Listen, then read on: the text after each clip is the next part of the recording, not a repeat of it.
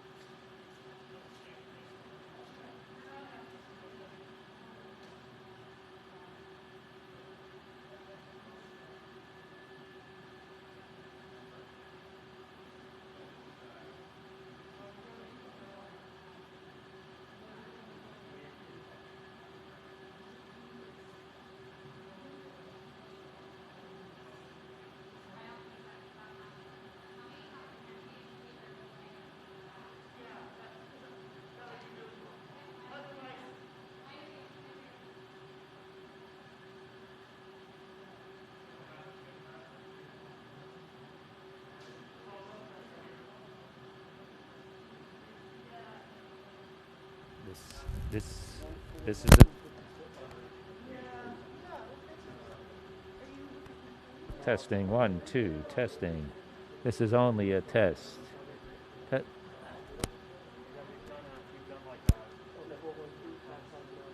All right. Take it through that, then take it through there, take it through there. Okay.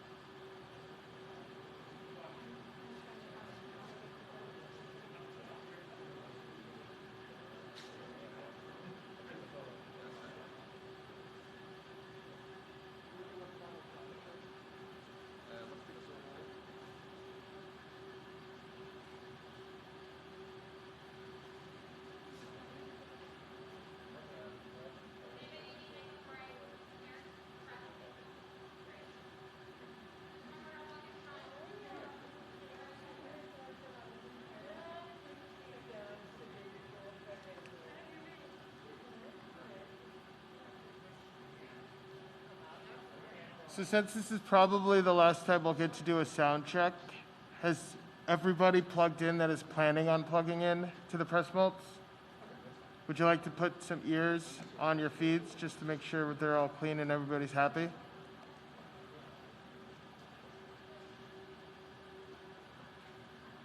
Check, 1, 2. Check, 1, 2. Check, 1, 2. If you guys can just give me some thumbs up when you're happy. Great, great, great. Awesome. Adam, how do we sound? Great. See you later.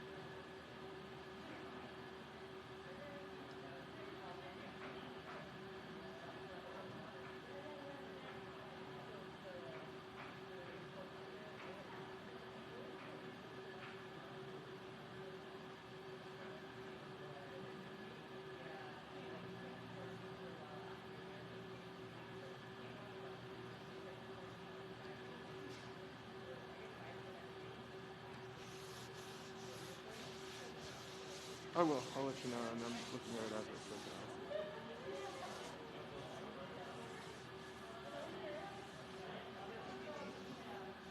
Listen, there's...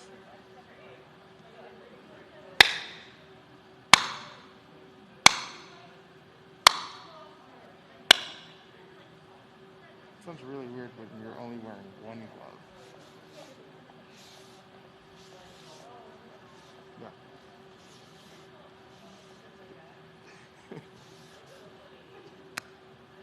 I think my glove might just fall off.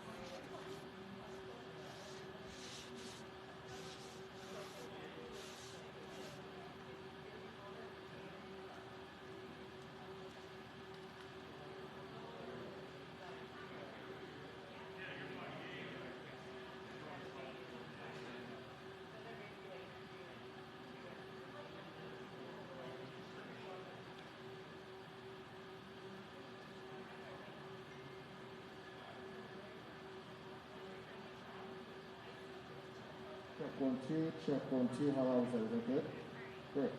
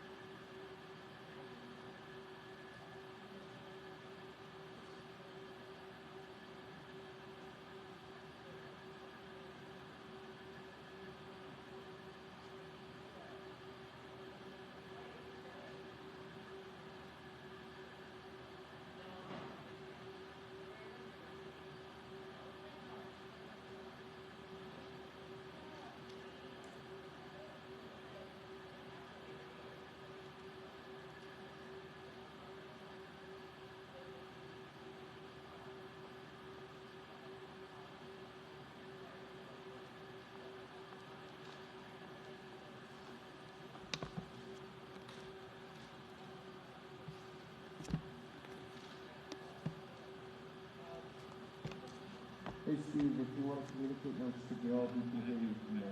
Okay. Keep going.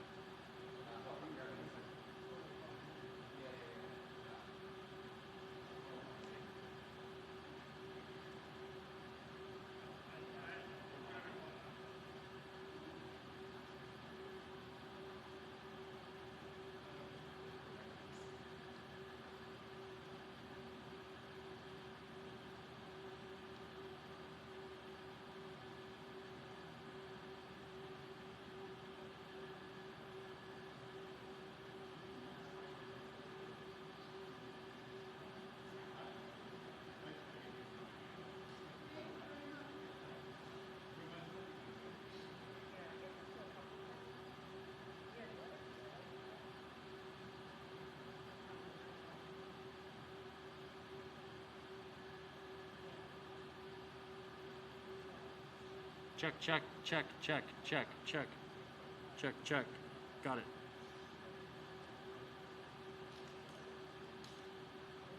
Hey, Jen.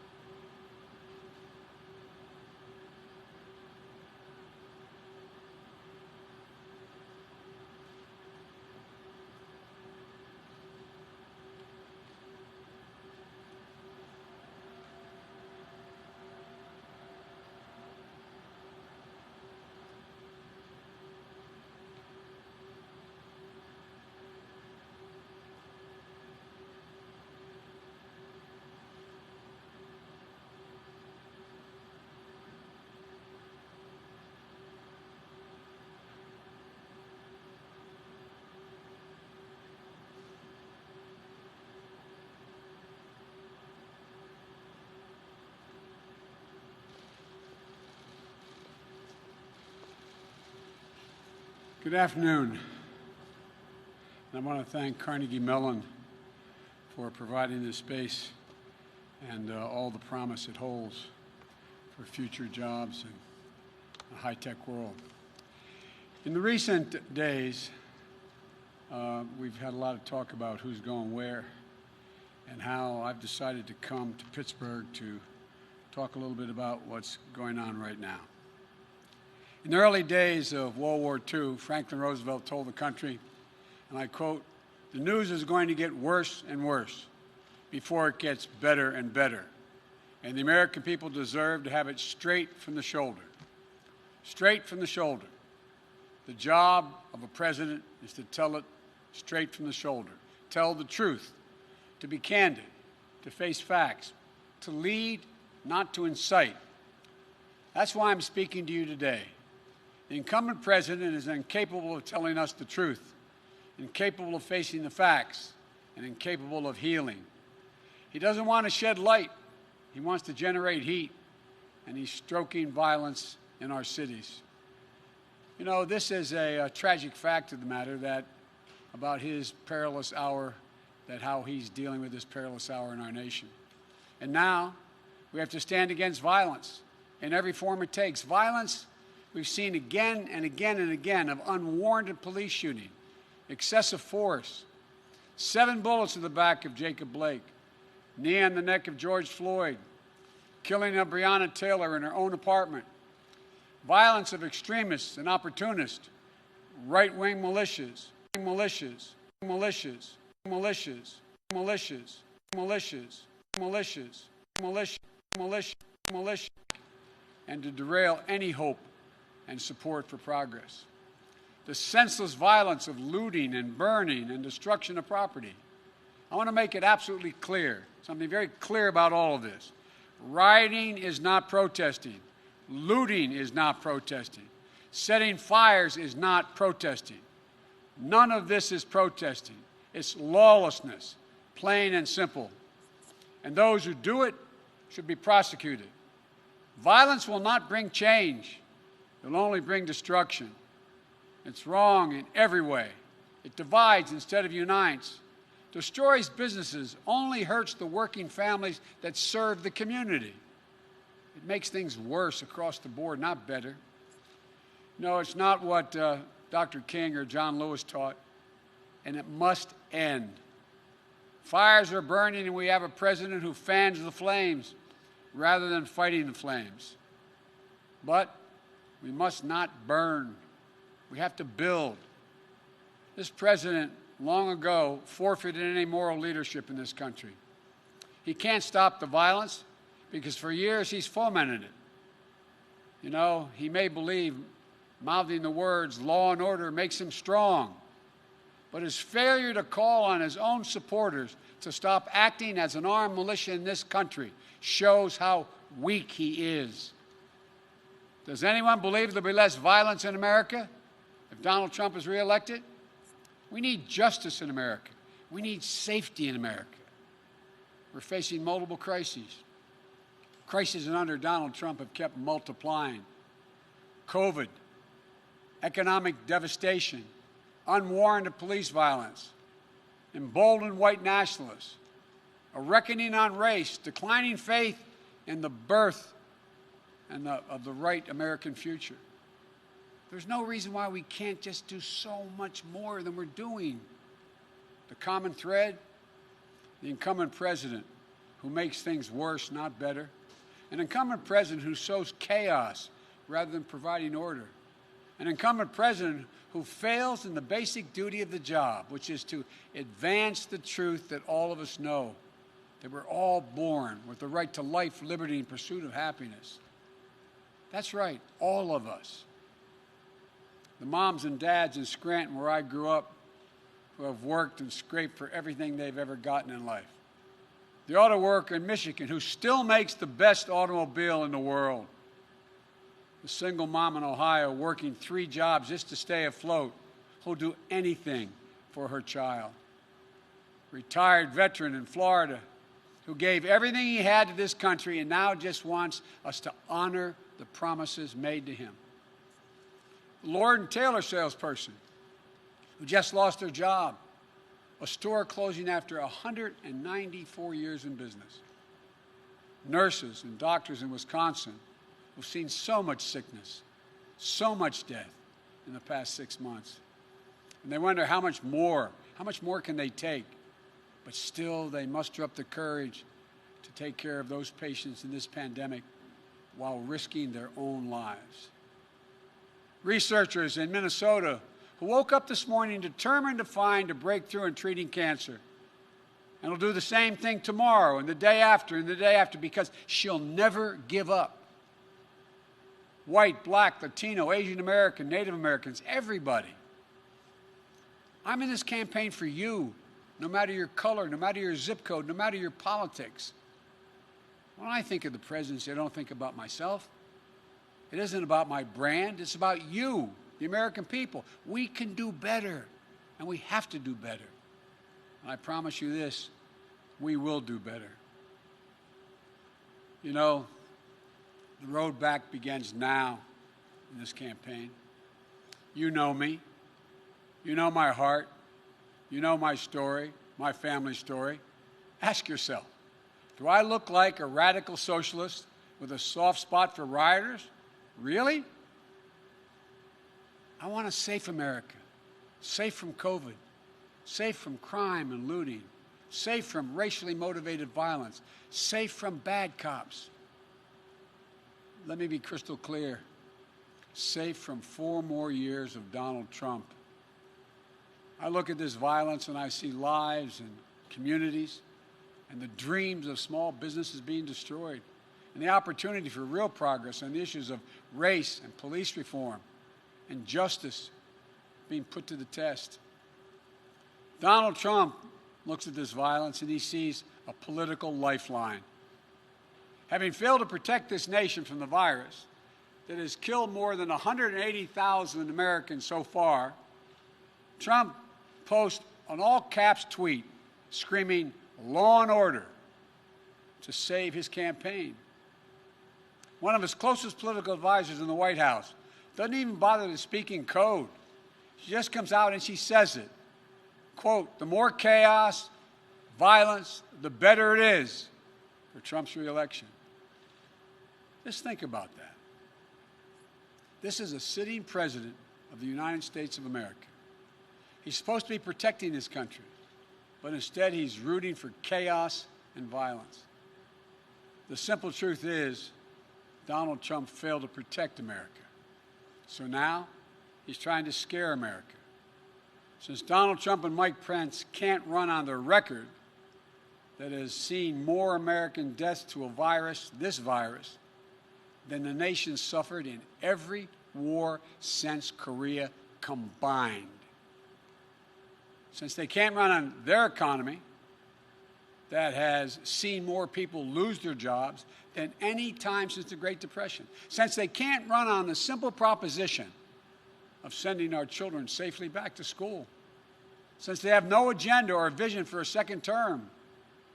Trump and Pence are running on this, and I find it fascinating. Quote, you won't be safe in Joe Biden's America. And what's their proof? The violence we're seeing in Donald Trump's America. These are not images of some imagined Joe Biden America in the future. These are images of Donald Trump's America today. He keeps telling you, if only he was president, it wouldn't happen. If he was president. He keeps telling us that he was president, you'd feel safe. Well, he is president, whether he knows it or not. And it is happening. It's getting worse. And you know why? Because Donald Trump adds fuel to every fire. Because he refuses to even acknowledge that there's a racial justice problem in America. Because he won't stand up to any form of violence. He's got no problem with right-wing militia, white supremacists, and vigilantes with assault weapons, often better armed than the police, often in the middle of the violence at the protesters and aiming it there. And because tens of millions of Americans simply don't trust this president to respect their rights, to hear their concerns, or to protect them. It doesn't have to be this way. When President Obama and I were in the White House, we had to defend federal property. We did it. We didn't see it. You didn't see us whipping up fears around the deployment of secret federal troops. We just did our job, and the federal property was protected. When President Obama and I were in office, we didn't look at cities as Democratic or Republican run. These are American cities. But Trump doesn't see himself as president for all of America. Frankly, I believe if I were president today, the country would be safer and we'd be seeing a lot less violence. And here's why. I have said we must address the issue of racial injustice. I've personally spoken to George Floyd's family and to Jacob Blake's family. I know their pain, and so do you. I know the justice they seek, and so do you. They've told us none of this violence respects or honors George or Jacob. I believe we can bring these folks fighting for racial justice to the table. I've worked with police in this country for many years. I know most cops are good, decent people. I know how they risk their lives every time they put that shield on and go out the door. And I'm confident I can bring the police to the table as well. I'd make sure every mayor and governor had the support they needed from the federal government, but I wouldn't be looking to use the United States military against our own people. If I were president, my language would be less divisive. I'd be looking to lower the temperature in this country, not raise it. I'd be looking to unite the nation. But look, if Donald Trump wants to ask the question, who will keep you safer as president? Let's answer that question. First, some simple facts. When I was vice president, violent crime fell 15% in this country. We did it without chaos and disorder. And yes, we did it with Democratic mayors in most of the major cities in this country. The murder rate now is up 26% across the nation this year under Donald Trump. Do you really feel safer under Donald Trump? COVID has taken this year, just since the outbreak, has taken more than 100 years. Look, here's the lives, when you think about it, more lives this year than any other year for the past 100 years. More than 180,000 lives in just 6 months. An average of 1,000 people dying every day in the month of August. Do you really feel safer under Donald Trump? Mr. Trump, you want to talk about fear? Do you know what people are afraid of in America? They're afraid they're going to get COVID. They're afraid they're going to get sick and die. And that is in no small part, it's because of you. We're now on track to more than 200,000 deaths in this country due to COVID. More than 100,000 seniors have lost their lives to the virus. More cops have died from COVID this year than have been killed on patrol. Nearly 1 in 6 small businesses is closed in this country today. Do you really feel safer under Trump? What about Trump's plan to destroy the Affordable Care Act? And with it, the protections for pre-existing conditions that impacts more than 100 million Americans. Does that make you feel safer? Or how about Trump's plan to defund Social Security? The Social Security Administration's chief actuary just released a report saying that if a plan like the one Trump is proposing goes into effect, the Social Security Trust Fund would be, and I quote, permanently depleted by the middle of calendar year 2023, with no ability to pay benefits thereafter. Put it plainly, Trump's plan would wipe out Social Security, period. You feel safer and more secure now? The fear that reigns under this president doesn't stop at our shores. The Kremlin has put bounties on the heads of American soldiers. And instead of telling Vladimir Putin that there'll be no putting up with this, that there'll be a heavy price to pay, they dare touch an American soldier. This president doesn't even bring up the subject in his multiple phone calls with Putin.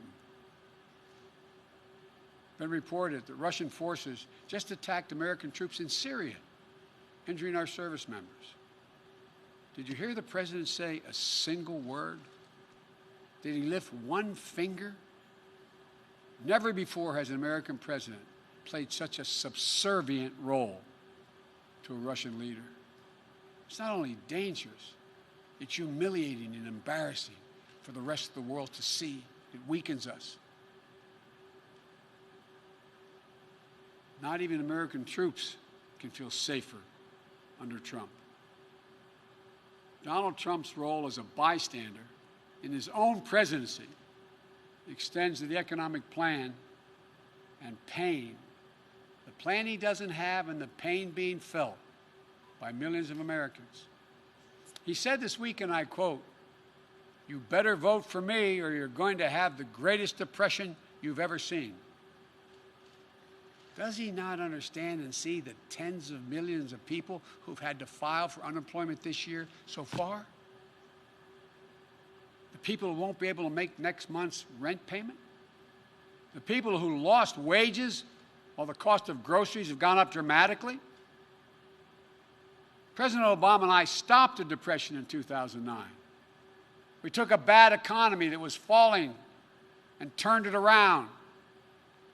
Trump took a good economy and drove it back into the ditch. Through his failure to get COVID under control, his failure to pull together the leaders in Congress, his failure to deliver real relief to working people, has made our country's economic situation so much worse than it had to be. When we talk about safety and security, we should talk about basic security of being able to look your child in the eye and tell them everything's going to be okay. Don't worry, honey, we're not going to lose our home. We're going to be able to put food on the table. It's going to be okay. It's the job of the president. I've laid out an agenda for economic recovery that will restore a sense of security for working families. We won't just build things back the way they were before. We're going to build them back better with good-paying jobs, building our nation's roads, bridges, solar arrays, windmills, with investments in our health care and child care workers so they get the pay and dignity they deserve while easing the financial burdens on millions of families. With a clean energy strategy that is a place for the energy workers right here in Western Pennsylvania. I am not banning fracking. Let me say that again. I am not banning fracking, no matter how many times Donald Trump lies about me. This future, the future, that's what this is all about. You know, we hear Donald Trump's self-centered rants and riffs, but the voice of Americans should be heard. The one you should listen to is Julia Jackson, the mother of Jacob Blake. Hers is a voice of courage, character, and wisdom. In looking at the damage that has been done in her city, she said, quote, "The violence and destruction doesn't reflect my son or my family." These are the words of a mom, a mother, whose son had just been shot 7 times in front of his children, badly injured, paralyzed, perhaps permanently. And even as she seeks justice for her son, she's pleading for an end to the violence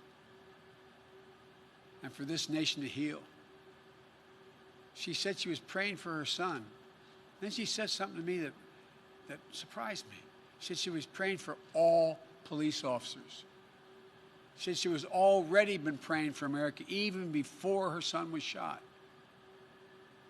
She's publicly asked all of us to examine our hearts. Citizens, elected officials, the police, all of us. And then she said this, quote, "We need healing. More than anything, that's what we need to do as a nation. We need to heal. The current president wants you to live in fear. He advertises himself as a figure of order. He isn't. And he's not been part of the solution thus far. He's part of the problem. The problem that I, as president, will give you my all resolve to stop. I'll deal with the virus. I'll deal with the economic crisis. And I'll work to bring equality and opportunity to everyone. We've arrived at a moment in this campaign we all knew, including the press in front of me, knew we'd get to. The moment when Donald Trump would be so desperate he'd do anything to hold on to power. Donald Trump has been a toxic presence in our nation for 4 years, poisoning how we talk to one another, poisoning how we treat one another, poisoning the values this nation has always held dear, poisoning our very democracy. Now, in just a little over 60 days, we have a decision to make. Will we rid ourselves of this toxin? Or will we make a permanent part? We make it a permanent part of our nation's character. You know, as Americans, I'm confident we believe in honesty and decency, treating everyone with dignity and respect, giving everyone a fair shot, leaving no one behind, giving hate no safe harbor, and demonizing no one. We up to now always recognize there's something bigger than ourselves as we're about. Trump doesn't seem to believe in any of that.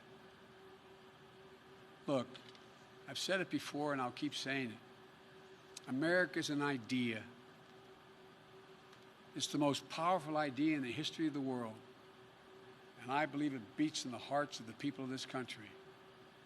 All men and women are created equal. And they deserve to be treated equally. Trump has sought to remake this nation in his image.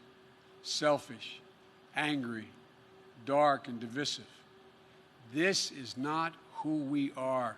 At her best, America has always been. And if I have anything to do with it, will be again generous, confident, an optimistic nation, full of hope and resolve. Donald Trump is determined to instill fear in America. That's what his entire campaign for the presidency has come down to, fear. But I believe Americans are stronger than that. I believe we'll be guided by the words of Pope John Paul II, words drawn from the Scriptures. Be not afraid. Be not afraid. Fear never builds the future, but hope does. And building the future is what America does, what we've always done. In fact, it's what we have done best and continue to do best. This is the United States of America. There's not a single thing beyond our capacity when we decide to do it together. So let's get together. I want to thank you all. May God bless you, and may God protect our troops.